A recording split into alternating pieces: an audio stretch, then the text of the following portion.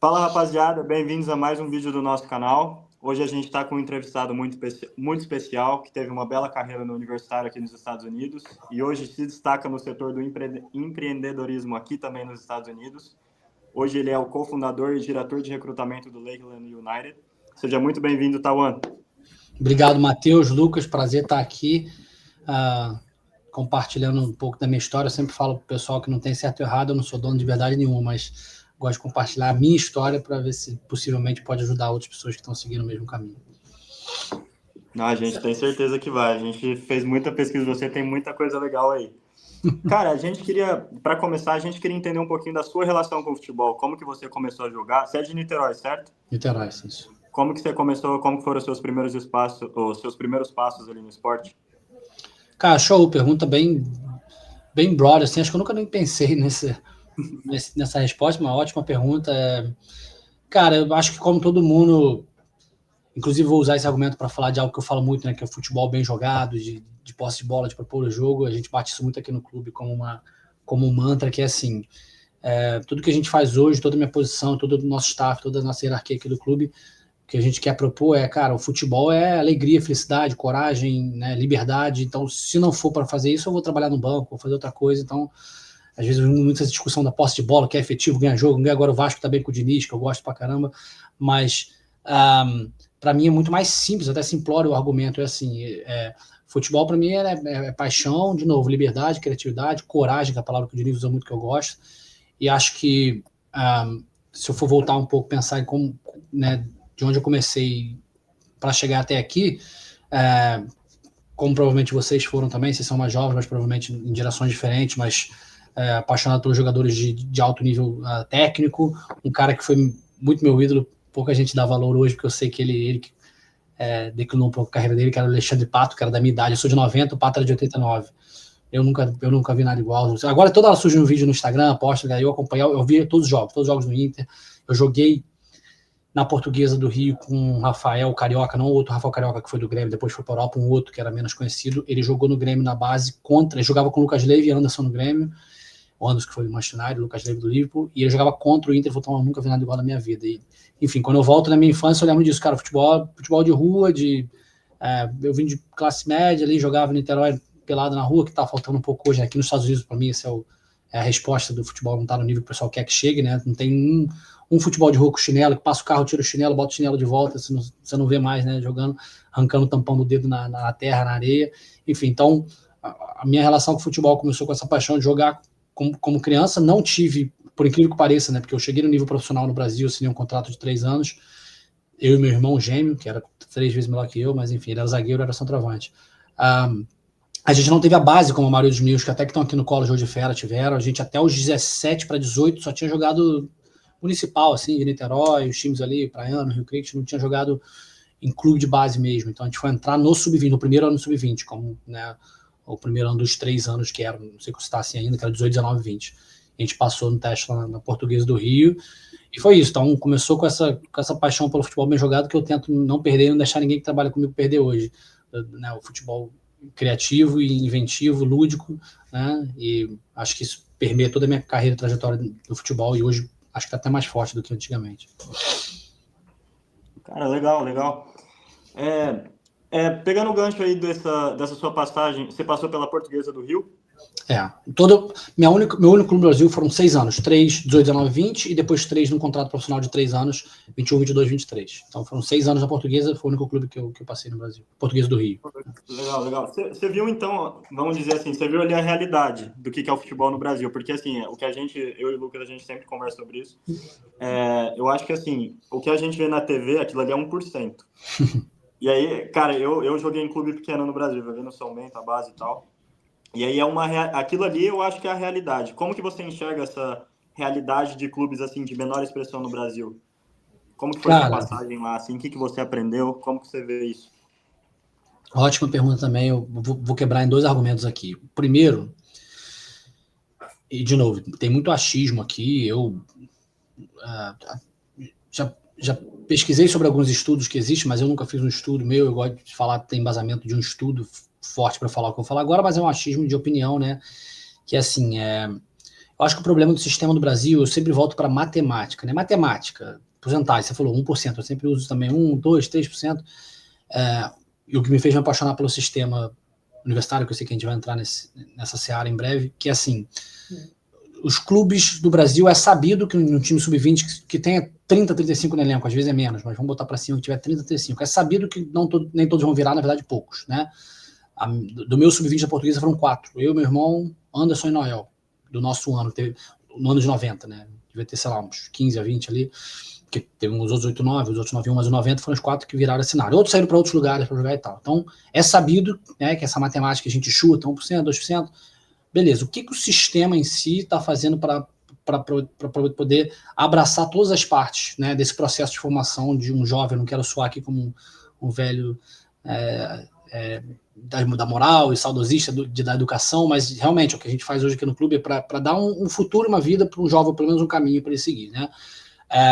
Para mim, assim, principalmente os clubes pequenos, como você falou, porque os clubes grandes têm, então um pouco mais, são mais envolvidos nessa estrutura. Hoje ainda falta, tá? Eu faria diferente, quem sou eu para criticar o pessoal que está lá, mas faria algumas ou muitas coisas diferentes. Então, assim, falta para mim criar um sistema global total, né, que conversa do país inteiro, como é aqui nos Estados Unidos, 50 estados conectados, né, no sistema universitário, por exemplo, inclusive Alasca, Havaí também, e o Canadá. Então, eu acho que o primeiro que falta é isso, é um pensar junto, um grupo de pessoas capacitadas, um sistema, né, que o sub-20 vai estourar a idade ali, cara, beleza, 5% está assinando, os outros 95% estão aqui, estão fazendo escola, estão fazendo curso de inglês, estão conectando com college dos Estados Unidos. Não precisa ser college, sabe? Eu não gosto quando o pessoal que é do nosso mundo, que você principalmente está agora, né, Matheus, do intercâmbio esportivo, fica vendendo isso como uma verdade absoluta e o único caminho. Tem que vir para cá, porque no Brasil não adianta. Pô, se eu tivesse feito um gol do meio campo igual o Fred fez há 30 anos atrás na Copa São Paulo, podia ter estourado e podia ter seguido no empreendedorismo no Brasil, podia ter sido treinador, podia ter sido qualquer coisa, entendeu?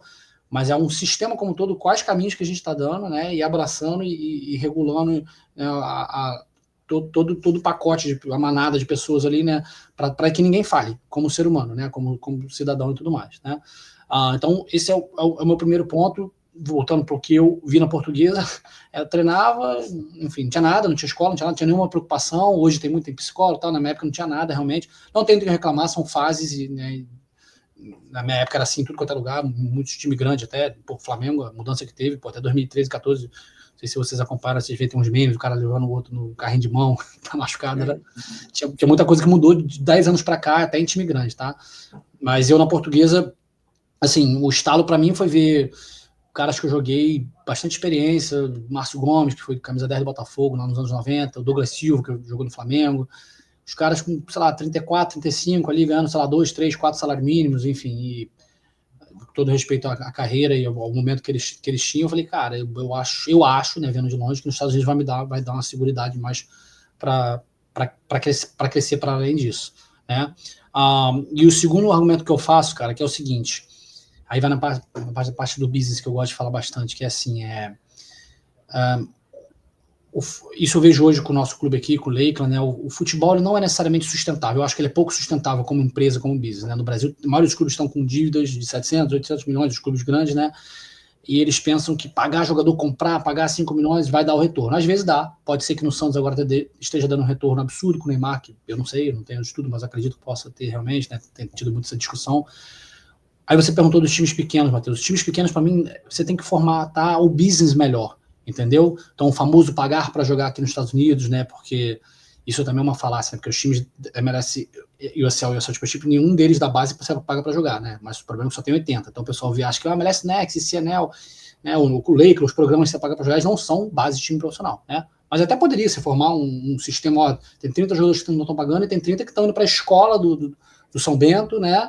E estão ajudando a fund do business. Então, eu acho que a formatação do business no Brasil, um ponto mais complexo, talvez não tenha nem tanto gabarito para falar tanto sobre, mas assim, eu vejo de fora os times pequenos, sabe, abrindo portas, fechando as portas, caindo, eu acho a parte do business é muito mal gerenciada, as pessoas muito despreparadas, né, quando eu estava na Portuguesa tinha aqueles famosos conselheiros, de novo, com todo respeito, eu não via ninguém com formação nenhuma ali, não digo nem formação acadêmica, que seria o ideal, né, de universitária e tal, mas assim, era política, e era um suga-suga de energia do clube.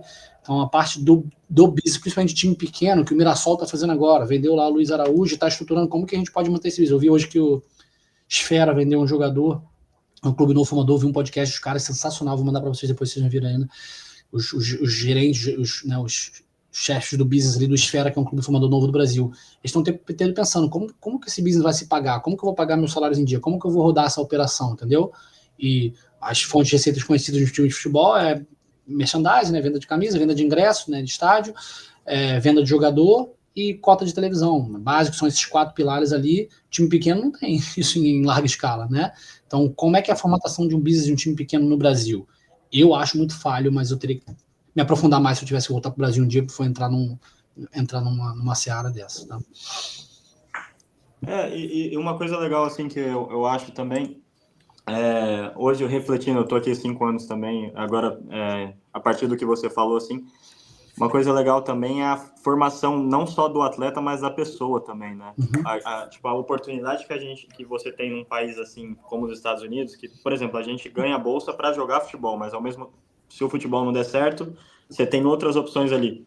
No Brasil, eu ainda vejo que tem uma deficiência também, né? Que nem você falou, muito, especialmente em clubes pequenos. Muitas vezes o moleque tem só aquilo ali, tem só aquela visão ali, só que o clube também ele não prepara ele para outras partes da vida. Uhum. E eu acho isso uma coisa legal de comentar. E aí, Tauan, eu queria entender um pouquinho. Você jogou no profissional da Portuguesa do Rio. Como que foi essa sua transição? Como que você ficou sabendo do futebol universitário? Como que você veio para cá? Como que foi esse seu período de adaptação? Teve algum choque cultural? Como é que foi? Conta um pouquinho pra gente. Show, vamos lá. Bom, eu 18, 19, 20, sub-20, e aí, no último ano de sub-20, o meu irmão, como eu falei, sempre foi melhor que eu. Eu cheguei no profissional ali, tinha jogadores melhores que podiam ter chegado no meu lugar, mas era o irmão do Cauê, enfim, meu pai fez lá, os gêmeos, tem que chegar, e eu consegui chegar ali também. Evolui bastante, meu terceiro ano de profissional estava bem, assim, eu joguei, sei lá, deve ter jogado 10, 12 jogos em 3 anos, né? 4 no ano, 5 no outro, entrava pouco assim, ia no banco em alguns, deve ter ido no banco uns 20, entrado uns 10, 12, não lembro de cabeça assim. E com 20 anos, na transição do júnior de profissional, por isso que eu tomo cuidado de não demover os meninos desse sonho de chegar no profissional no Brasil, né? O Lucas estava contando antes em off ali, né? Para mim, todo o suporte vai, cara, você tem que chegar, pô. Eu e seu irmão, a gente falhou. Se a gente tá aqui, que a gente falhou. Mas tenta ser o bom do grupo, mas enfim. Mas se não der, de novo, tem a segurança de poder estar aqui. Então, eu, com 20, com 19 para 20, meu irmão já ele era titular do Sub-20 e galinho dos ovos de ouro do presidente, assim, dos diretores, para assinar com o profissional da Portuguesa, e ele começou a mexer. Eu não lembro, teria que perguntar para ele, mas não lembro se ele começou a mexer, mandar e-mail. A gente tinha alguns amigos aqui e tal, alguns amigos jogando em San Diego, Leandro, Davi e tal. Só que ali a gente estava com chance real de assinar. Meu irmão, todo mundo queria, o clube queria assinar. A gente saiu, foi até pro Figueirense, Botafogo, saiu até meio fugido, assim, na época, assim, porque a gente já era federado só, não tinha nada. Não foi fugido, mas ele também não comunicou com o empresário com o Eduardo Duran, que é um grande empresário no Brasil. A gente foi pro Sul, depois Botafogo, acabou que não deu certo, voltamos com o rabo entre as pernas para a Portuguesa para assinar lá. Nesse meio tempo, eu lembro que o meu irmão mexeu algumas coisas, um monte de faculdade de fera, D1, UCLA, San Diego State, Georgetown, eu tenho que lembrar os e-mails que o meu irmão tinha. Mas ali a gente viveu esse processo que você vai ver daqui a pouco, Lucas, que é assim, cara, decisão de ou vou para os Estados Unidos, ou aqui eu posso, né, queimar minha elegibilidade, para quem entende o que a gente está falando aqui do college, de ficar. E a gente resolveu ficar, porque realmente tinha uma chance de um contrato de 3 anos ali, foi um contrato de 3 anos e tal, tudo mais. E aí, para resumir, com 20, meu irmão era titular profissional, com 21, meu irmão foi capitão do profissional, com 20 para 21. 22 começou a cair um pouco, 23 eu naquela ali, sem jogar muito, meu irmão com 22 para 23 começou a cansar um pouco.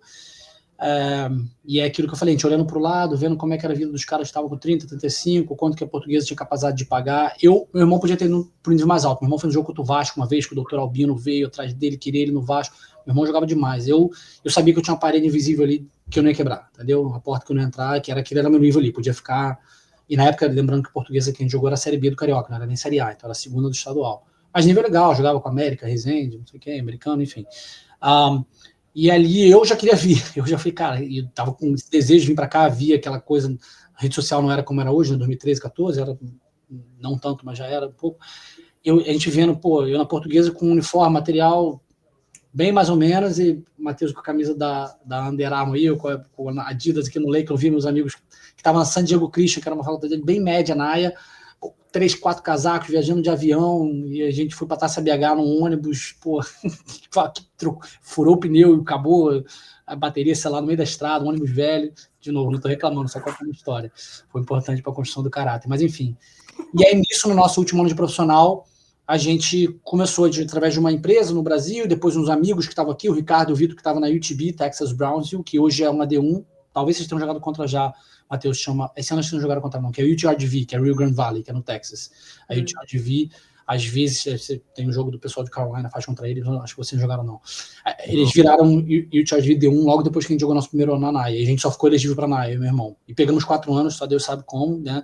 Meu irmão, principalmente, não tinha muita coisa no Google, meu irmão é com 23, 24, nós dois, a gente é gêmeo, só que ele com bastante jogos de profissional, e eu não, bem pouco, e a gente pegou 4 anos na NAIA, mais nada nas outras ligas. Então foi isso, basicamente, ele falou, cara, vamos, e eu ficava tentando conversar, vamos, cara, larga isso aqui, vamos pra lá, cara. E eu precisava dele, porque ele botava o vídeo dele nos e-mails, o pessoal vinha em cima eu brinco com o pessoal que depois até do primeiro nacional, ele foi MVP do primeiro nacional, a gente foi pra final invicto, 24 jogos, 24 vitórias, e ele foi MVP do nacional como zagueiro, defensor, e eu lembro, eu brinco, falo que a caixa de e-mail dele parecia a porta do Harry Potter, quando começa a vir as cartas. É loucura, porque o programa tinha sido descontinuado, ele ia virar D1, então todo treinador podia chegar e mandar mensagem pra gente. Antigamente não podia D1, hoje pode, né? Tá liberado D1, mandar mensagem pro cara da NAIA. Meu irmão recebeu mais de 200 propostas, quer dizer, são 200 NAIAs, né? Mais de 100 propostas da NAIA, tudo. Mas antes também, só com o vídeo dele de profissional, tinha muita conexão, só que assim, a gente meio perdido, a gente falou com a faculdade de Miami e tal, e acabou que esses 2 amigos nossos, que é uma coincidência, eles jogavam na Portuguesa.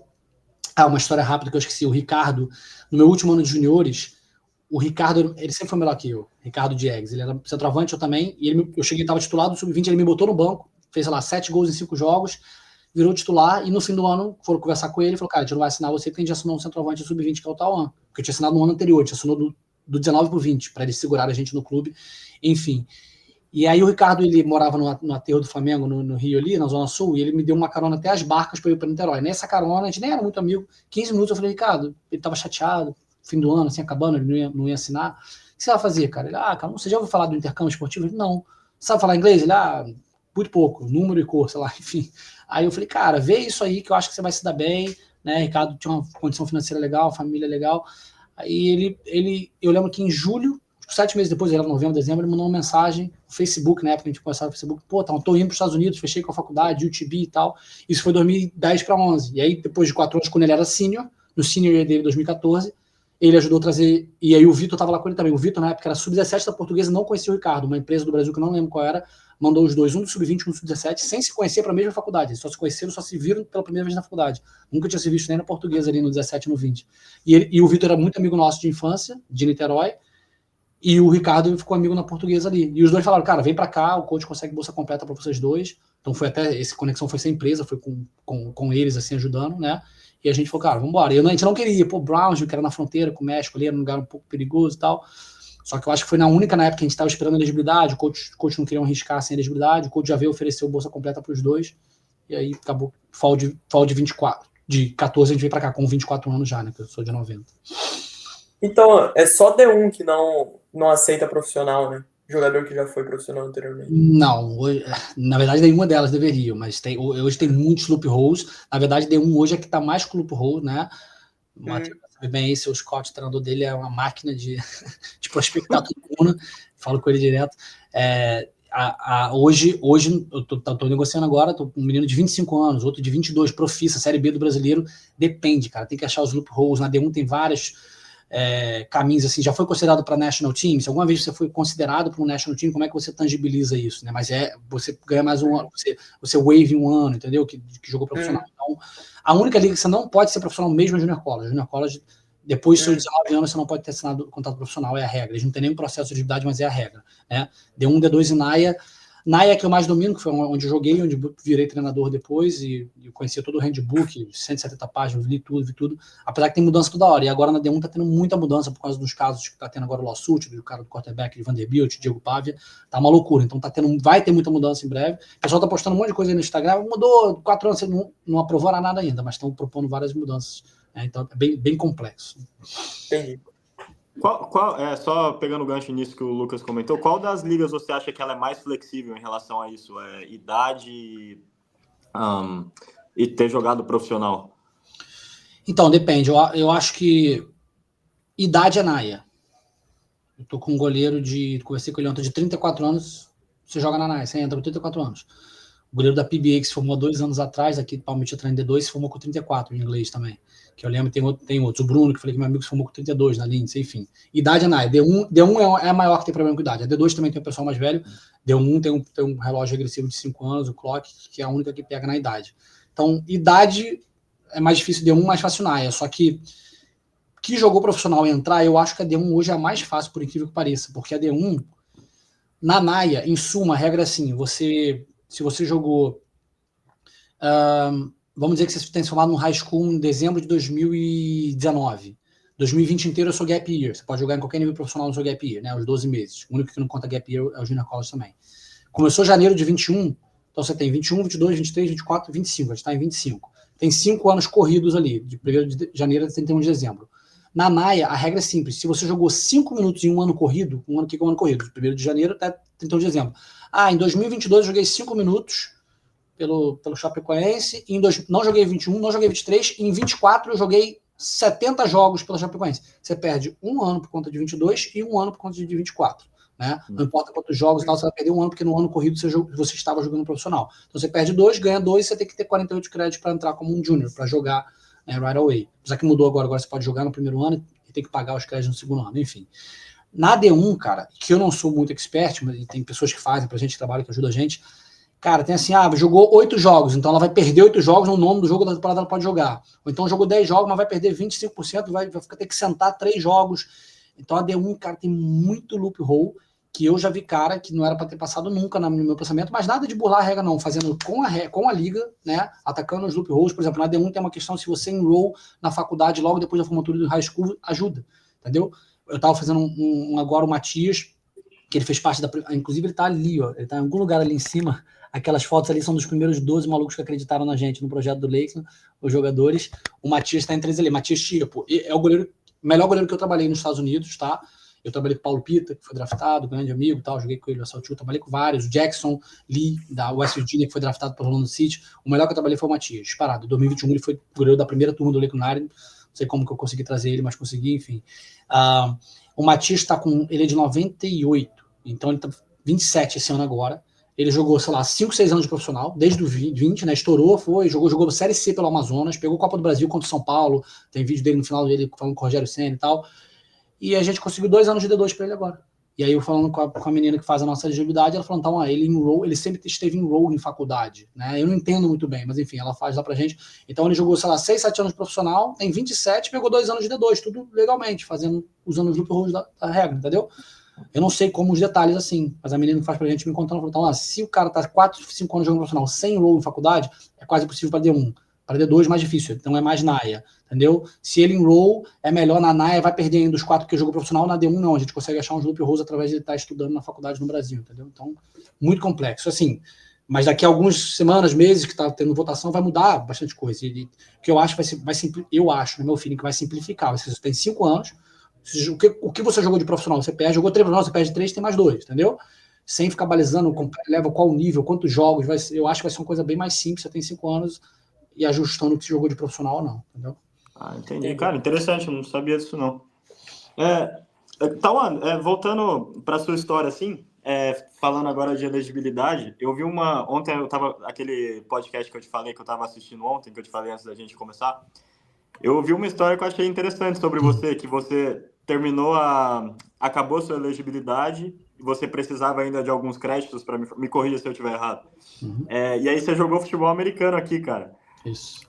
Cara, eu queria que você com uma bolsa completa, que é inacreditável. Até hoje também não sei como, mas enfim. Cara, essa é uma das melhores histórias que eu tenho para contar. Fica até mais leve agora, que é menos pragmática a história. E eu vou falar para vocês, essa história, eu acho que ela é bem legal até a nível de informação também. Vamos lá. A elegibilidade, hoje, estão tentando passar a regra de você ter 5 anos em todas as ligas, né, tirando o Junior College. Hoje ela está em 4. Você ganha 10 semestres, né, e 4 anos para competir. Por que 10 semestres? Fez um red show, machucou um ano, você tem direito a 10 semestres full time, né, que daria 5 anos, mas enfim.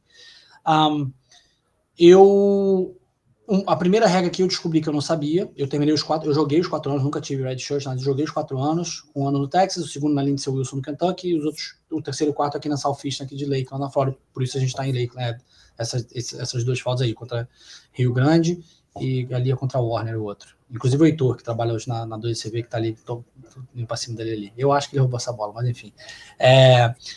Eu descobri que você ser um atleta de dual sport, que se chama, você pode fazer 4+2, tá?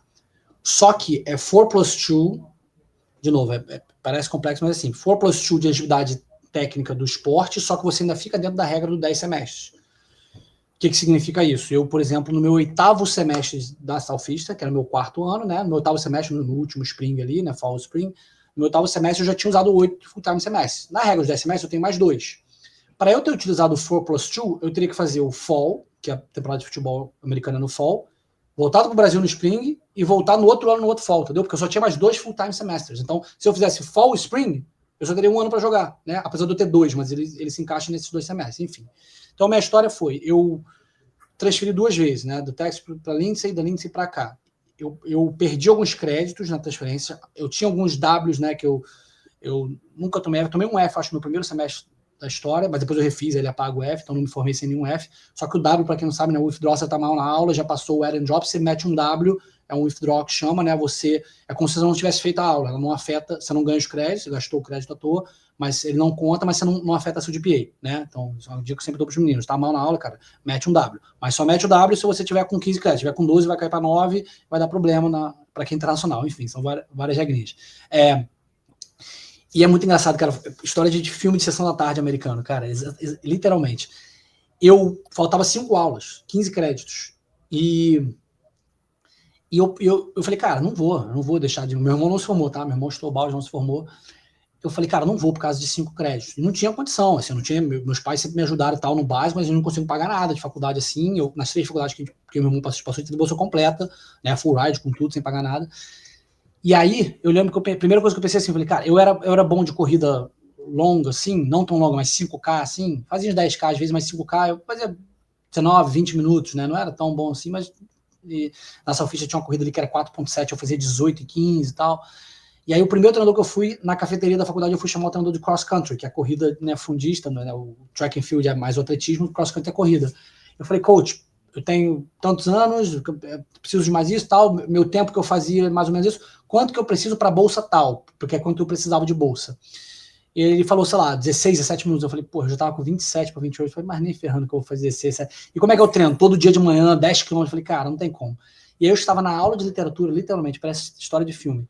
E aí o Bob, que era um cara gigante, offensive line no futebol americano, quem conhece o futebol americano, um cara gigante, ele era um cara engraçado, palhação da aula, assim. Aí o Bob, eu fiquei amigo dele assim, falei, cara, como é que é esse negócio de kicker aí, de chutar aquele ovo lá, como é que funciona isso aí? Aí a primeira coisa que ele falou, porra, você é o fera do soccer, nosso kicker vai se formar, que era o Caleb era All-American, aqui na Southeastern, no futebol americano, era bem bom, e tava se formando. A gente tá precisando, o coach special team falou e tal. E eu trabalhava na academia, trabalho mais fácil que tem no campus da faculdade, né, ficar pegando carteirinha do pessoal, sentado na mesinha ali. E aí o Bob falou, tá, na próxima vez que a gente estiver na academia, treinando, porque às vezes eles fechavam a academia só, né, pro trabalho só do time, porque o futebol americano tinha 100 no elenco. E aí ele falou, eu te apresento ao coach do Special Teams. E aí ele me apresentou no dia na academia, Coach Gaines, transformou minha vida, cara, sensacional, o Ali Gaines. Aí o coach falou assim, então, fala com um dos nossos capitães ali, me apresentou o Colin, que era um dos capitães. A história é literalmente de filme, porque o Colin era um cara bonitão, quarterback não, ele era defensive back, bonitão, fortão, e ele era namorado, acho que eles casaram até, com a Kelsey, que era a capitã, ele era capitão do futebol americano e ela era capitã do vôlei, né, uma bonitona, capitã do vôlei, o casal modelo da faculdade, enfim, igualzinho, filme de sessão da tarde. E aí ele falou assim, então, pega o Colin, ele vai pegar algumas bolas, e o T, que é aquele holder da bola, e vai no campo, filma, bota a câmera, não corta, liga a câmera, bota no tripé, o Colin pega assim, e filma, tipo, de 35, 40, 45, sem cortar, tá? Sem editar. Filma, ele deixa filmando uns 10 minutos e manda pra gente. E aí eu marquei com o Colin, na semana seguinte eu cheguei no campo com ele. Não sei se você acompanha a NFL, quando você vê da televisão, tá de lado, 35 jardas, 40, parece que é longe. Cara, de perto, se você for aí na Garner, o Matheus falou no campo, é muito perto do 35. Pra gente que tem aquela fatiada, e eu era centroavante, mas eu sempre tive essa fatiada muito boa, porque eu ficava treinando, sabe? Quando você tá no banco, assim, você fica no intervalo, eu gostava de treinar a fatiada. E pra mim, eu tava, essa semana, fui ali na Sofista com um atleta nosso aqui, o Daniel, porque ele tá querendo, ele viu minha história, também tá querendo ser, eu tava ensinando pra ele. Eu falei, cara, é muito mais jeito, é pegar na forma, aquele jeito firme, assim, que você dá, aquela que vai bem longa, muito mais jeito do que força, do que soltar o pé. E eu tinha uma fatiada muito boa, e eu cheguei lá, eu falei, olha, eu vou fazer a minha batida do futebol, cara, beleza. Ele botou no 35, eu falei, olha, isso aqui tá muito perto, cara, isso aqui vai lá no estacionamento. E tinha uma tela gigantesca assim em cima, né, atrás do pole, esqueci como é que fala, enfim. E aí eu falei assim, Cole, vai lá no estacionamento, você vai lá pegar, eu não vou lá pegar. Ele, então, já chutou essa bola? Eu falei, não, então chuta. Eu sempre fui um cara muito humilde, sem pé no chão, nunca fui de tirar onda. Mas eu também dei com toda a minha força. Aí eu botei, mano, com um jeito, eu explodi a bola passou por cima da tela, foi no estacionamento. O Cole olhou pra mim, que porra é essa? Ele pegou, aí foi andando assim, ele já meio bolado. Foi a primeira vez que eu chutei na vida, tá? Eu nunca tinha chutado sem ele ali. E eu dei a fatiada normal, de lado, virando o corpo. Eu também fiquei surpreso. Falei, caraca, não é tão difícil como parece, não. E, na minha opinião, hoje a aerodinâmica, a forma de você bater, você pega na barriga dela, é mais fácil que a bola de futebol. Porque o futebol, você errar, ela sai pro bola. Essa futebol americana não tem como errar, porque eu não sei explicar a aerodinâmica dela. Se você pegar embaixo, ela vai onde você quer, entendeu? Você não tem como espatifar a bola, pegar um pouquinho errado nela, porque é uma bola redonda, né? A esfera, você pega, ela sai para lá. A outra, ela tá parada na sua frente assim, você pega na barriga dela, é sempre o mesmo macete, entendeu? E aí o Cole voltou, eu falei, Cole, 35, 40. Aí ele bateu 1, 2, 40 e tava passando lá em cima. Aí foi 45, aí você tem 10 de 10 de 45. E, de novo, tô falando isso aqui para contar a vantagem, tirar onda, nada, só para contar a história. Eu acertei. Aí 50, eu acho que eu acertei 9 de 10, bem, só que ela não tava passando lá em cima, ela tava descendo, e aí eu comecei a perceber que eu tinha bastante o accuracy, né, a mira, mas eu sempre tive, o pessoal brincava com a gente na portuguesa, que o irmão antes não teve base, como eu falei, eu tinha perninha de grilo, perninha de franguinho, nunca tive strength conditioning forte assim, nunca tive, né, aquela perna, aquela musculatura de jogador. E aí, quando eu fui para 55, eu não conseguia. 55 na minha vida inteira, acho que a temporada inteira eu fiz 2, assim, mas assim, a mira eu nunca errei. Era muito raro eu errar. Só que eu não tinha perna longa, assim, tal, beleza. Aí, para tentar resumir a história, isso era em janeiro, fevereiro, e aí eles me chamaram para um tryout oficial em abril, só para convidados, só para cara fera, que eles voavam, tal, beleza. E aí eu cheguei lá nesse tryout, tipo assim, eram 7 kickers, 8 kickers, sei lá. Cara, os caras horrorosos, assim. Enfim, depois eu entendi que tinha um menino que treinava na Sofista quando eu fiquei treinando para a temporada, durante o verão, Jesse The Kicker, era o Instagram dele, ele era da Florida State, que é top D1, FSU, e ele me explicou assim, ninguém quer ser kicker. Kicker é o cara que falhou em todos os esportes, porque o cara que quer jogar futebol americano já não é muito do soccer, tá sendo um pouco mais agora, né? Mas o que é o kicker? É um cara que não deu em nada e sabe chutar, ele vai. E agora, tem kicker bom? Tem vários. Os bons, eles estão na D1. Então ele prefere ser um second, third string de D1, né, que é o segundo reserva, terceiro reserva da D1, do que ficar numa NAIA. No soccer, no nosso futebol, a gente sabe que NAIA tem muita powerhouse, tem muita faculdade que porra D1, entendeu? Que vão fazer jogos competitivos e ganhar. No futebol americano, não. A NAIA é time de mentira, entendeu? É bom até, onde eu participei era bom. Inclusive, tinham vários ex-D1s, o Mike, que foi top 50 do país, ele falou, cara, o que você tá fazendo aqui? Cara, porque eu tinha um problema na coluna, eu ia morrer se eu continuasse D1. Aqui é brincadeira de criança pra mim. O apelido dele era Montanha, ele fazia 600 libras no bench press, inacreditável. Ele era o... Não era offensive line, não, ele era o cara que protege o quarterback, o right guard, left guard, enfim. E aí, pra resumir essa história, em abril vindo esse tryout, os caras eram muito ruins, moleque. Mas por quê? Não é que não tem kicker bom. Ninguém vai passar o Ficha a fazer um tryout o cara que é um bom kicker, entendeu? E essa Ficha era top 20, né, na minha época, ranqueado. E aí o tryout era simples, a gente fez aqueles testes, 40 yards, 50 yards, 60 yards, eu sempre fui lento assim, eu parecia o Tom Brady no combine dele, cara lento, correndo aquelas porra, mas a experiência do caramba, fazendo tudo e tal. E aí na hora do chute era assim, eu chutei 8, foram 4 de 45 e 4 de 50. E eu tava muito confiante, eu tava muito tranquilo assim, no futebol, menos nos Estados Unidos, mas no Brasil eu sempre fui ficar nervoso, eu não consegui talvez chegar nos mais que eu ficava nervoso, aquele stage fright, né, de ficar com o coração batendo e tal. Tava muito tranquilo, eu explodi a bola, pau, só pancada nela de lado assim, e os caras não estavam acreditando, porque eles nunca tinham visto aquele chute, porque o chute americano você faz o follow through, a perna sobe, né, você inclina pra frente e faz o follow through. Eu inclinava pra trás, eu deitava o corpo, igualzinho a gente bate, vocês batem e fazia fatiada. E aí eu lembro que tinha um velhaco lá, ele, que isso, chute desse menino, isso não existe. Aí o cara, cala a boca, deixa ele fazer, pô, tá funcionando. E os caras ficavam assim, olhando. E aí eu lembro que eu chutei as 8, falei, thank you, guys, saí andando assim. Aí os caras, we thank you, man. Aí ele foi, o outro coach, o Paraway, ele jogou na NFL. Coach Paraway, volta lá, pode fazer mais um pra mostrar pro outro coach? Eu, coach, vem. Aí eu, explodiu de 50, passou bem assim. Aí, ali eu já tava entre o teste do college de janeiro e de abril também, né? Eu não era super dotado, não era gênio. Eu fiquei treinando. Todo dia eu comprei uma bola da Wilson, não tinha nem grana, tava no college, meio quebradão, comprei uma bola de $30 na Dick's Sporting Goods e um negocinho para segurar. Na verdade, eu botava um galho no início, depois eu peguei mas eu botava um galho de árvore, ficava treinando todo dia e tal. E eu destruía naquele tryout. E eu falei, cara, eles vão me oferecer. Aí esse era abril. Maio passou nada, junho passou nada. E nisso, para terminar essa história, essa parte é legal porque é a bolsa que eu consegui. A Salfista na época, eu lembro até hoje, tudo era 36 mil. Para quem entende, o room and board, com tudo era 36 mil. A tuition era 26. Só que eu só precisava de um semestre, 15 créditos, 5 aulas. Então, 13, né? Só que eu já tinha 2 mil de bolsa acadêmica por semestre. Então, 11. Eu só precisava de 11 mil, cara. Cara, coach, eu só preciso de 11 mil. Nisso, eu fui aplicando para Endowed Scholarship, a scholarship dos sponsors da faculdade, do pessoal que, né, do donors e tal. Consegui uma bolsa por ter meu irmão na faculdade, de ser relative e tal. E aí, acabou que eu consegui 3 mil de bolsa nesse intervalo. E só precisava de 8. Eu não falei nada depois, eu não me arrependi, porque eu fui honesto. Eu mandei um e-mail em junho falando, coach, eu só preciso de 8 agora, cara. Eu consegui mais 3 mil, só preciso de 8. Só a tuition, eu tinha meu trabalhinho que pagava minhas contas. 24 de julho, eu lembro como se fosse hoje, eu estava trabalhando num daycare, no internship no verão, com CPT, trabalhando num daycare, do coach do soccer, do pai dele, que era o pai do coach Clay, que era o dono da igreja lá do daycare. Toca meu telefone, coach Wally Gaines. Eu sabia, e eu sou bem cristão, assim, no meu coração, eu senti a coisa de Deus, eu falei, ele vai me oferecer, eu sabia. Larguei as crianças no meio da sala, que eu tava dando uma aula para elas, larguei, saí, atendi o telefone do lado de fora, tá, tudo bem, cara, a gente quer contar com você, tá, a gente vai oferecer exatamente o que você pediu e tal. Eu, beleza, o que eu tinha pedido era 8 mil ali e tal, beleza. Você tem que se apresentar segunda-feira, numa sexta. Eu fui lá, me demiti do daycare, e já tava acabando o verão, né, era só o verão, mas foi um pouquinho antes, ele 24 de julho, eu ia ficar até a primeira semana de agosto. E aí cheguei pra pré-temporada, e na primeira reunião ele falou, tá, agora vai lá no Financial Office, você tem que assinar, você tem que levar a sua bolsa e tal, assina aqui. Na hora que eu olhei, tava $11 mil. E eu sabia o sistema de Salvation, que é uma coisa que eu domino hoje através do Lecunário, essa coisa de botar o menino para morar off-campus, você ganha um refund check, você ganha um dinheirinho além da bolsa e tal. E eu sabia que na Salvation tem faculdade que não pode, por exemplo, na Lindsay, que eu fui treinador, não pode, você não pode ganhar dinheiro, você não pode nem morar off-campus, é obrigado a morar on-campus todos os anos, não tem moradia off-campus para internacional. E aí na Salvation eu sabia que quem passasse o surplus volta em refund check. Aí eu falei, cara, eu só preciso de 8, tem 11 mil aqui. Eu simplesmente, uma coisa que eu nunca joguei na minha vida, eu vou ganhar uma full tuition com um cheque pro semestre de 3 mil, né? Que é ótimo, como se fosse 6 mil ano, mas 3 mil. Não deu outra. Eu fui correndo no departamento financeiro, eu já conheci, porque eu ficava mexendo nessas coisas, foi aí que eu comecei essa história do Laker, que eu comecei a aprender todas essas regras, eu começava a fuçar tudo. Aí eu falei pra menina que já era minha amiga, eu falei, cara, você sabe que eu entendo muito bem, eu tava sempre lá com ela, me diz que é o que eu tô pensando, que eu tenho $3 mil de cheque no meu bolso, eu ainda tinha meu trabalho para pagar minhas contas, para jogar futebol americano. Ela falou, exatamente, então semana que vem bate um cheque de 3 mil na tua conta. Eu falei, não tô acreditando. Enfim, e aí é isso, a história depois de ter outra história, porque eu cheguei para ser titular e fui reserva porque caguei no pau, mas enfim, então fica mais longo de contar tudo. Mas muito Caraca, que fera.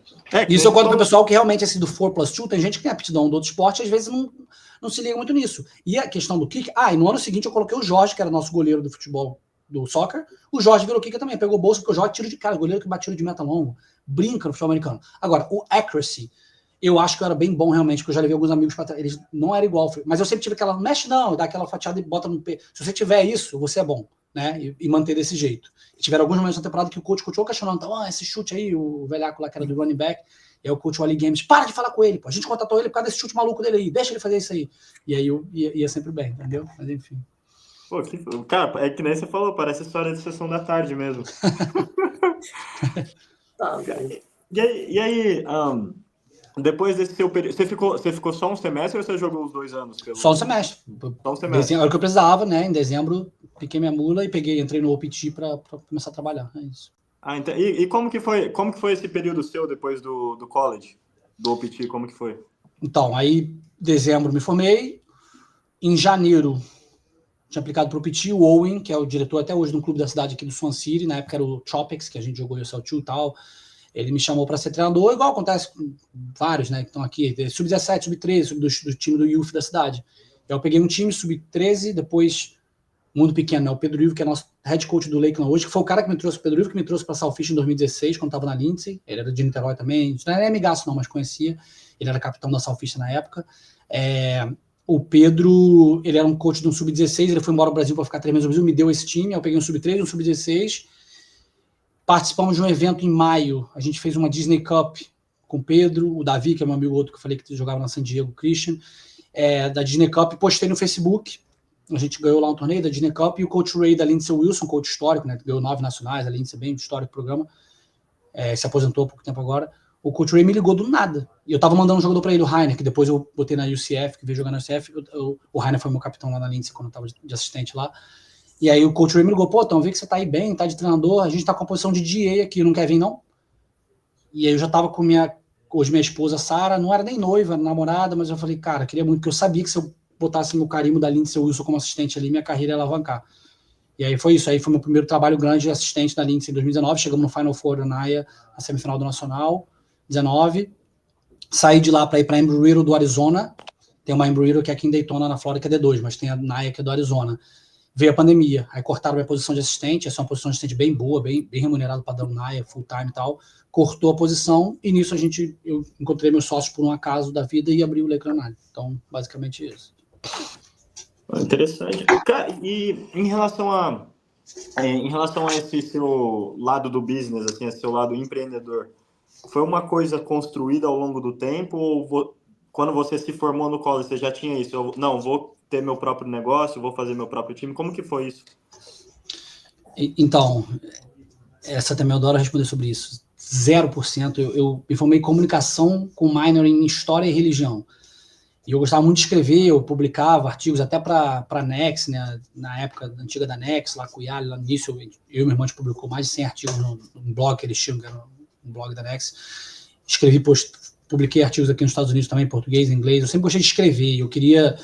Minha inspiração era assim, quando eu era menor, se não fosse profissional, ser um PVC da vida, entendeu? O PVC, um Benjamin Bach, eu digo esses caras porque eles são caras que escrevem, né? O PVC é um cara que escreve muito. Um cara que é um comentarista, mas que vem da parte literária ali de escrever, de jornal. Eu lia muito jornal Lance, eu cresci, minha parte acadêmica de literatura, assim, veio muito de ler jornal, a parte de esporte e tal, enfim. E aí eu nunca pensei em ser empreendedor, mas eu já caminhava sem saber, porque assim, eu sempre fui muito questionador dos business, assim, por que esse cara faz? Minha esposa, ela trabalhava numa academia que ela não podia ter uma cadeira para sentar naquele front desk, porque senão o cara fica lazy. Aí ela ficava com dor no coluna o dia inteiro. Eu falei, cara, mas isso é maldade. O cara é um bom profissional ou não, ele não tem nada a ver se poder sentar ou não, entendeu? Então eu sempre tive essa cabeça do empreendedorismo, os caras que eu acompanho, o Simon Sinek, o Gary Vee, que são empresas modernas, eu não gosto de ficar fazendo essa diferenciação, né, mas de dar um bem-estar, né, de tratar o funcionário como um parceiro, como um sócio, e eu sempre contemplava isso, tipo assim, cara, se eu tivesse um business um dia, eu faria isso diferente. Eu construí isso sem saber, né, e ficava lendo livros disso, de gestão, sem saber, quer dizer, o livro de gestão conselho depois, mas história, podcast, falei, cara, que legal. Mas, assim, a aparição do Lakeland NAIA foi assim, não é acaso, é Deus, né, que eu acredito, mas zero planejado. Foi literalmente o Silvio, que era um dos nossos antigos, ele é irmão da melhor amiga da minha mãe, e quando eu estava jogando na Portuguesa, ele era diretor do Volta Redonda, Botafogo, ele trabalhou, vôlei no Brasil, e ele veio para os Estados Unidos também, estava lá em Atlanta, e eu estava aqui, na verdade eu estava em Lakeland, mas estava na Lindsay, em 2019, eu estava fazendo serviço comunitário na Goodwill, dobrando roupa na loja, fazendo serviço comunitário, e toca o telefone, que eu não tinha o telefone dele, nunca tinha falado com ele no telefone, eu conheci ele de antigamente, assim, do Brasil.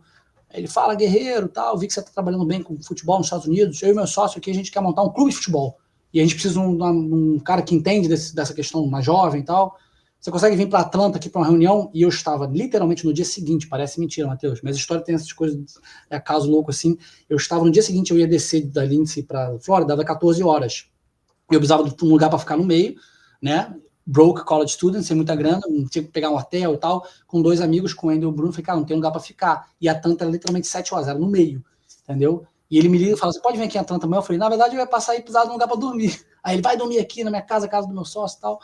E eu não tinha ideia, na primeira conversa assim, só que naquela primeira conversa eu já estava mexendo os meninos de faculdade, eu era treinador da Lindsay, mas eu não conseguia trazer o menino para Lindsay, o Arthur Bergman, que jogou no Flamengo com o Vinícius Júnior, com o Renier, o Arthur ia para Lindsay, não passou no TOEFL, ele, pô, então, queria Flórida, aí eu botei na Sanlio. Eu estando na Lindsay, eu botei na Sanlio com full ride, eu já estava mexendo os meninos. E aí a gente conversou junto, brainstorm, eu tive essa ideia, eu falei, cara, por que a gente não faz um clube formador de prospectar os meninos para a faculdade, né? Bom, e surgiu ali, né? Mas até então eu tinha essa mente inconsciente de querer gerenciar processos, porque eu achava muito injusto. Eu sou um cara muito idealista, assim, né? O mundo é injusto, não pode ter gente na rua em 2025, entendeu? Não pode ter cachorro e gato na rua, inacreditável. E gente também, obviamente. Então eu já tinha esse pensamento e meio que combinou, parece que é realmente uma coisa meant to be na minha vida e carreira, entendeu? Que legal, cara, que legal.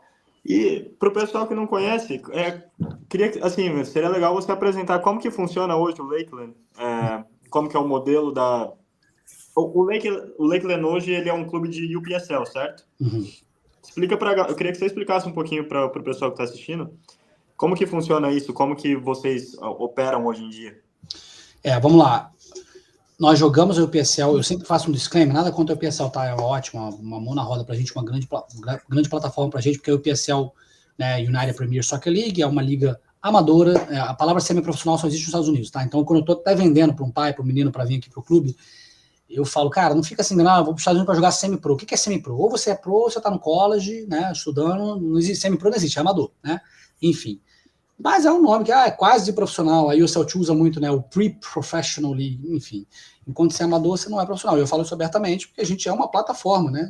De advancement, de avançar o menino na carreira, seja de forma que for, que tem várias formas diferentes. Então, nós jogamos o UPSL, mas a gente não se deixa balizar pela UPSL. Eu falo o tempo inteiro com o staff aqui, com os meninos, eu falo, cara, pra mim, e pra gente, deveria ser pra todos, o Lakeland é o Real Madrid, entendeu? E esquece o UPSL, porque o UPSL como liga, como todas as ligas, né? E como a gente também, como Lakeland, não tô taking shots neles, né? Mas estou dizendo assim, vai ter falhas, vai ter coisas que às vezes a gente não concorda, né? Então a gente não é bound by the league, a gente não é preso à liga, a gente é um clube formador, né?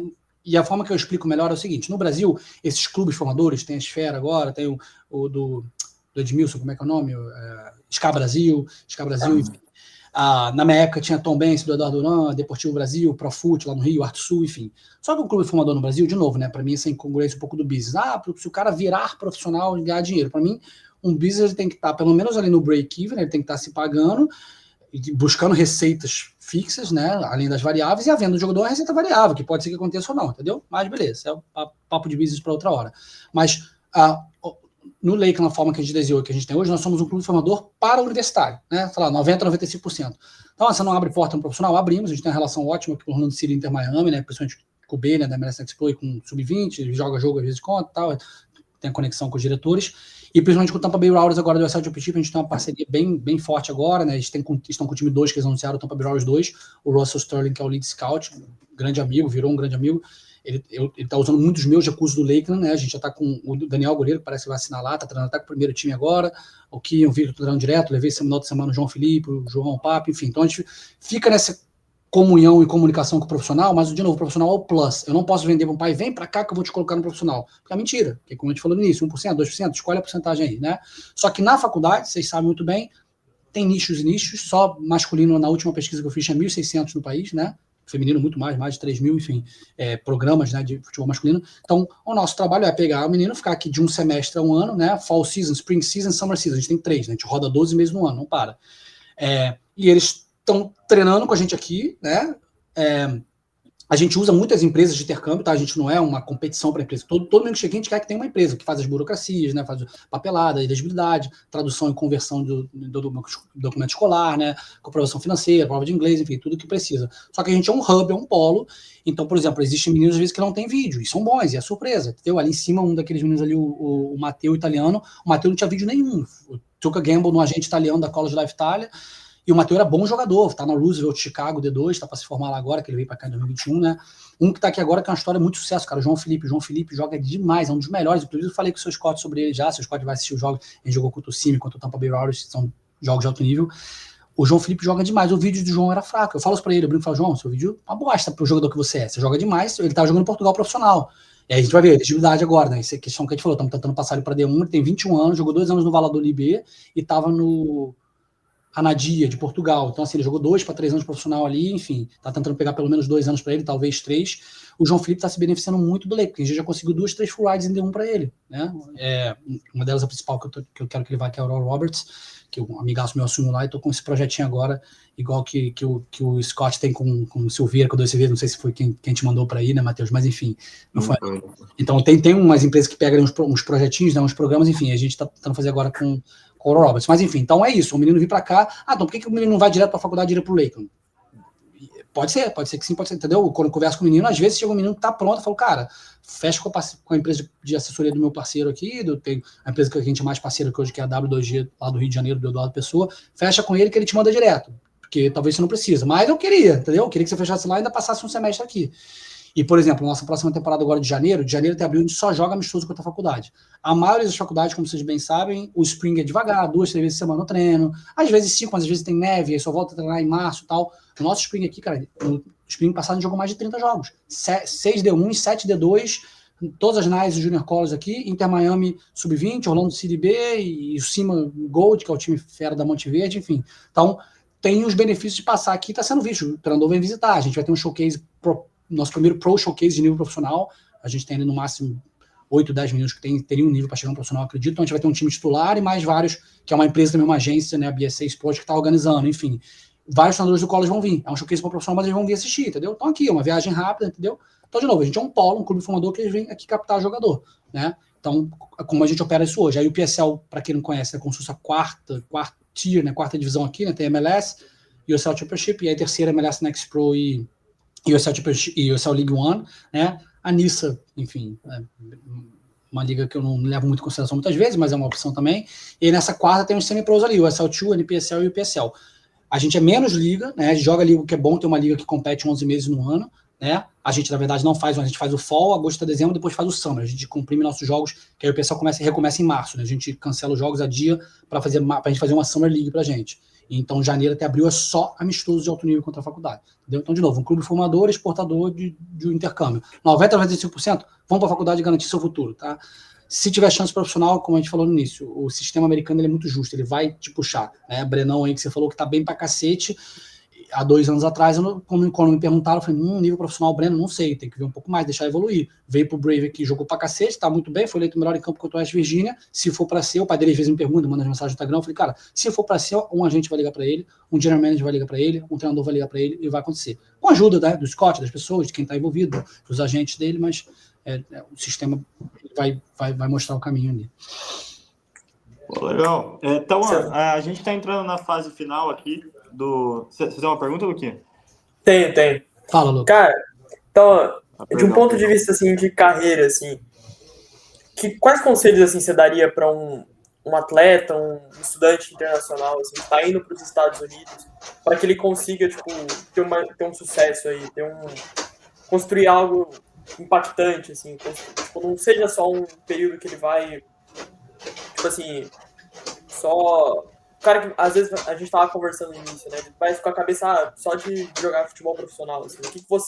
Que cabeça que esse cara tem que ir, assim, pra abrir as portas dele, pra entender mais, assim, sobre o sistema, né, do futebol universitário, eu acho que você entendeu. Entendi, excelente pergunta, Lucas. Vamos lá, eu vou responder de uma forma.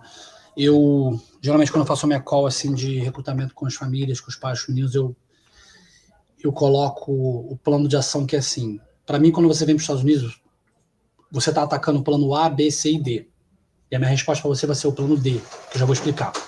Vamos dizer que o plano A é você ser um jogador profissional. Né? Tem que ser, em teoria, né? De novo. Só existe Lakeland na área, Gardner Webb, só existe o mundo que a gente tem, porque existe Real Madrid, Flamengo, Corinthians, Palmeiras, Seleção Brasileira, porque o futebol lá em cima é tudo que a gente quer ser e ele permeia para baixo, né? E ele permite que a gente crie outros modelos, mas é o futebol mesmo que a gente conhece aquilo lá em cima, né? Que é a driving force, enfim. Então, o plano A de qualquer menino que vem para o college vai ser, o Matheus falou, eu cheguei aqui, eu estava sendo profissional, vi que o buraco era mais embaixo, né? Acho que eu não tinha fisicalidade, essa coisa do futebol americano, eu não tinha mesmo saindo do profissional para chegar, mas enfim. Vamos dizer que o plano B, eu troquei, né? Eu fazia o argumento que o plano B era se formar e o plano C era falar inglês perfeito.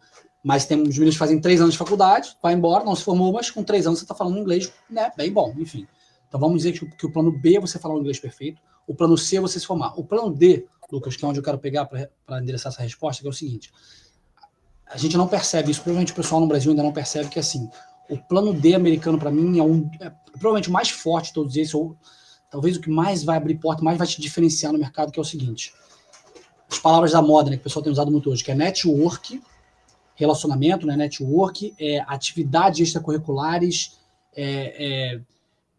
parcerias, enfim, relacionamento em geral, que é assim, a minha dica que eu dou, você quis dizer o menino quando ele chega aqui, né, não quando ele está no Brasil, quando ele chega aqui.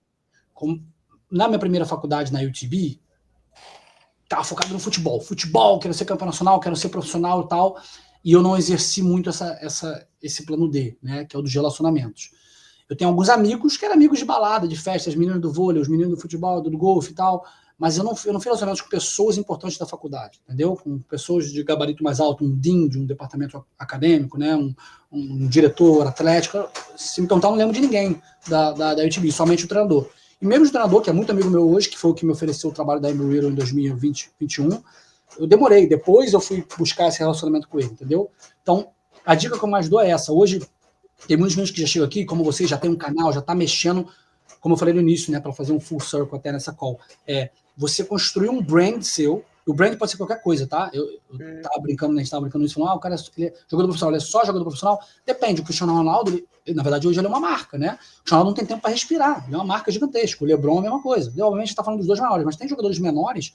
O que é o seu brand? O seu brand pode ser aquelas histórias que tem caras que jogaram em time pequeno do Brasil, que a gente nem vai lembrar, assim, o Getúlio Vargas, está com o podcast garoto, ele já estava fazendo uma faculdade. Eu lembro que o Diego, que era um goleiro do Flamengo das antigas, ele fazia uma faculdade, saiu uma notícia, Diego, terceiro goleiro do Flamengo, mas está fazendo, que no Brasil é, né, que eu acho um absurdo, mas enfim, o cara faz a faculdade, ele é notícia. Que o jogador está fazendo, porra, deveria ser o normal, natural, mas enfim.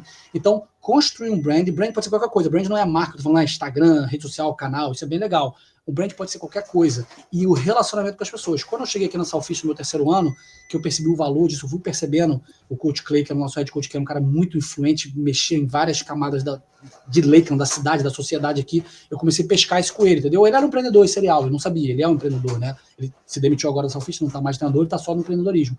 Então eu comecei, entendeu? Eu entrava num job, hoje eu vou atrás da relação para além do meu emprego com o Owen. O Owen era meu diretor aqui. Eu era assistente-diretor dele, eu era um treinador só que ele me ofereceu para ser assistente-diretor, por quê? Então, você pode cobrir esse jogo, então, você pode ir no evento que está tendo na cidade, então, você pode, entendeu? Você pode falar com o pai aqui que está, entendeu? E eu me colocava à disposição. Hoje eu vejo muito desses meninos assim, eu não recebo para isso, mas trabalho voluntário, cara, bota a cara, gera valor, né? Planta semente, entendeu? Então, a minha maior dica é isso, faz desde o dia 1. Sem querer ser chato, os meninos que às vezes chega aqui meio chato, né? O cara metido a bicha sabe tudo dos Estados Unidos, não é isso, entendeu? É no primeiro dia se relacionar. Eu aqui na Salfish eu conheci o Dean do departamento, eu conheci o Provost, que ele era professor, então, cara, o Provost da faculdade, que é um cara grande, a gente tomava um café, o professor, vamos tomar um café no coffee shop da faculdade? Quero entender um pouco mais sobre o seu trabalho, entendeu?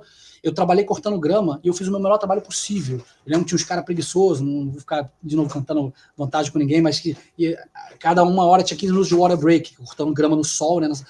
Os caras tomavam 3 water break numa hora, e eu achava, cara, não é para isso, não é isso o meu afazer aqui que eu tenho, né, meu task que eu tenho de obrigação. Então, eu dava o meu maior trabalho. Eu lembro que o chefe lá, o Cowher, falou, um dia que você precisar, se eu precisar, pode ser, mas eu preciso voltar a cortar grama para ter uma vida digna, né, estou sem trabalho no futebol. E ele falou até hoje, outro dia eu encontrei ele no Publix, aqui no mercado, então tudo bem, cara, tiver precisando de alguma coisa, entendeu? Eu plantei semente com o cara que era o meu chefe do trabalho de cortar grama na faculdade, do trabalho da academia, que eu falei, entendeu? Então isso para mim é o principal, cara. Vai plantando semente que os Estados Unidos, ele puxa, entendeu? E como eu sei disso? Hoje eu sou um empregador, hoje eu sou um empreendedor. Quando abre uma posição aqui, eu começo a pensar, entendeu? Vocês, os irmãos, cara, vocês... O Matheus já está aqui no college como um grad student, chegou agora, o Lucas está no Brasil ainda, o moleque, 17 anos já estava tocando um business. Cara, consegue vir aqui para a gente conversar? Então, eu não contrato ninguém no LinkedIn, no Indeed, no Glassdoor, nos sites.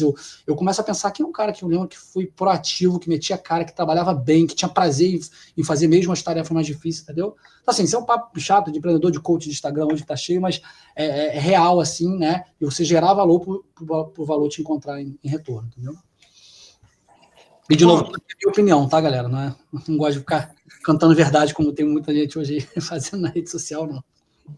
Então, a gente está chegando aqui na parte final e eu estava conversando, a gente fez o Gabriel Emura, ele fez uma participação com a gente essa semana, e aí a gente estava conversando que a gente veio mais ou menos na mesma época, eu e ele. A gente veio ali em 2021, e aí a gente estava conversando sobre a relação de não... quando a gente veio, não tinha tanta informação a respeito do futebol universitário. Assim, até em relação ao futebol. Aí hoje eu tô aqui, esse é meu 4º ano aqui, eu cheguei em 2021, 2025. Hoje eu vejo o quanto evoluiu isso. O quanto hoje o acesso à informação sobre o futebol universitário, o quanto isso tá popular, assim. Hoje você vê um freshman chegando aqui, ele sabe o que é NCAA D1, NCAA D2, o que é NAIA. Eu não sabia, eu fui cegamente no meu agente ali e foi isso.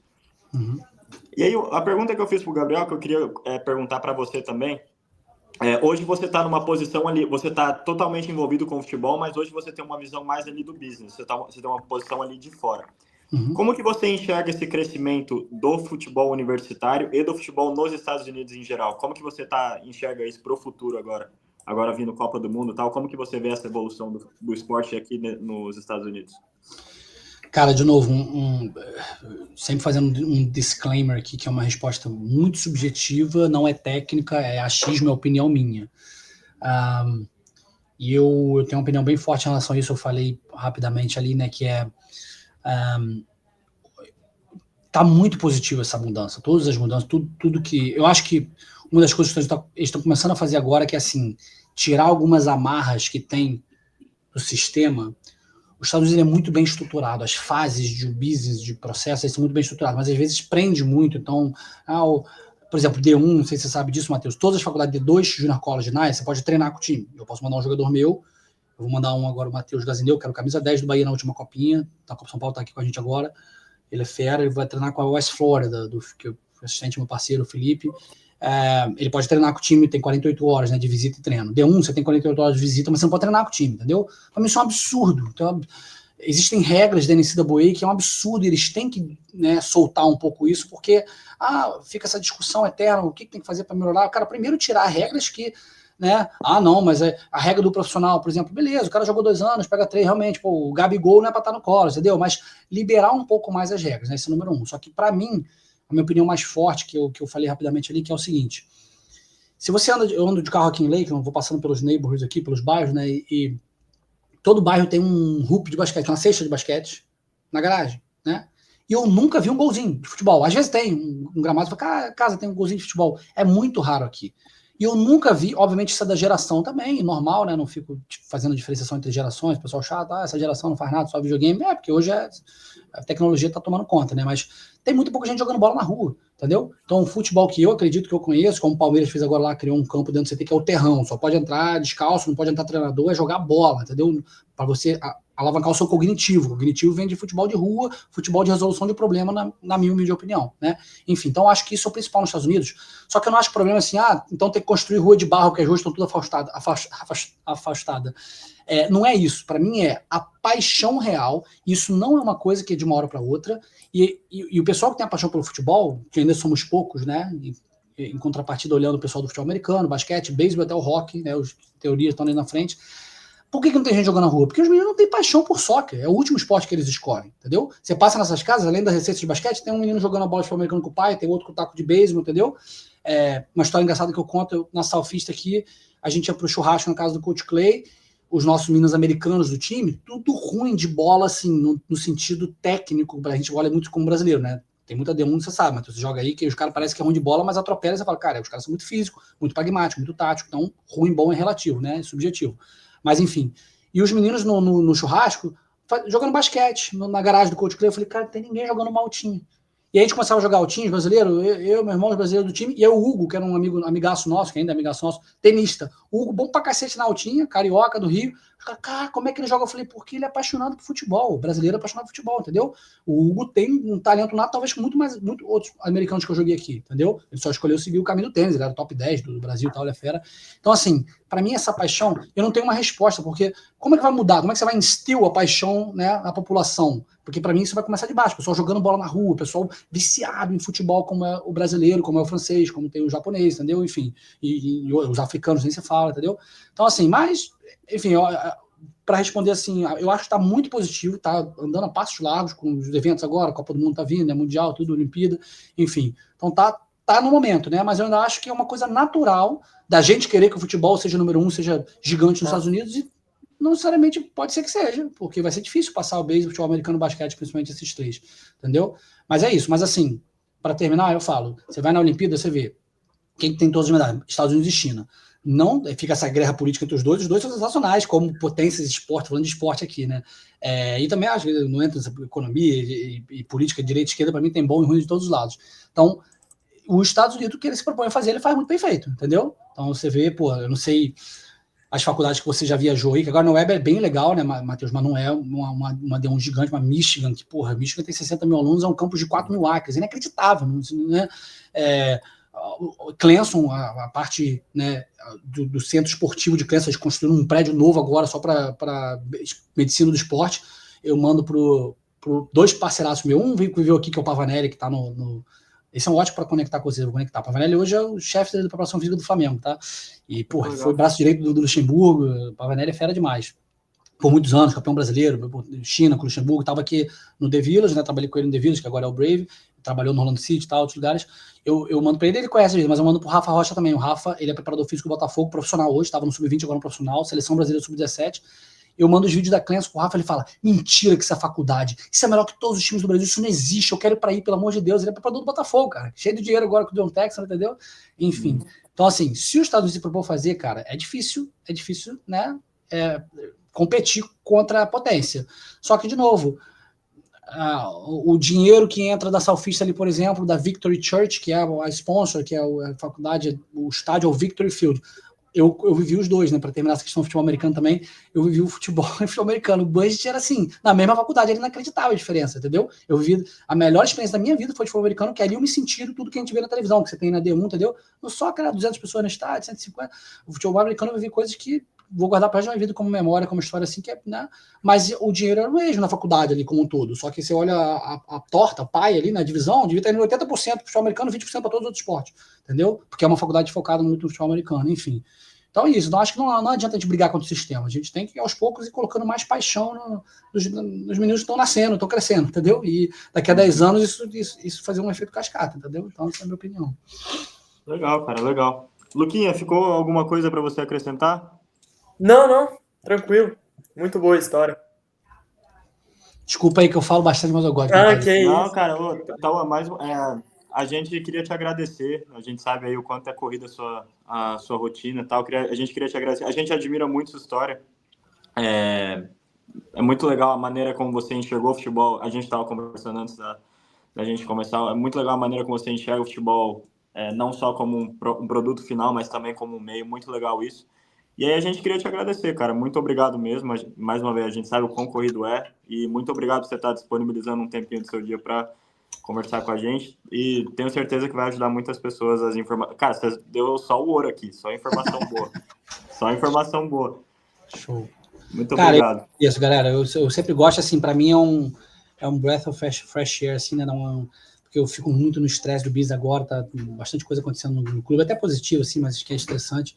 E eu, na época da pandemia, eu fiz bastante, assim, e eu vi que eu também gostava. Não sou mentor de ninguém aqui, não quero ensinar ninguém nada, mas eu gostava de compartilhar, de falar sobre isso. E eu sinto falta às vezes, entendeu? Então, tanto que, não sei se você achou estranho, você me chamou ali, eu falei, na hora, bora, porque eu gosto de aliviar uma horinha, tomo um cafezinho aqui, aí depois volto para a pancada aqui. Mas show de bola, cara. Sempre tiver à disposição, quiser fazer o segundo round, uma coisa mais específica, uma pessoa tem perguntas, vamos fazer um responda, Q&A, entendeu? Tô dentro e, como eu falei, vou fazer uma listinha do pessoal legal para vocês aí, tá? Obrigado, mais uma vez. Muito obrigado, Tauan. Show de bola. Valeu, Tauan.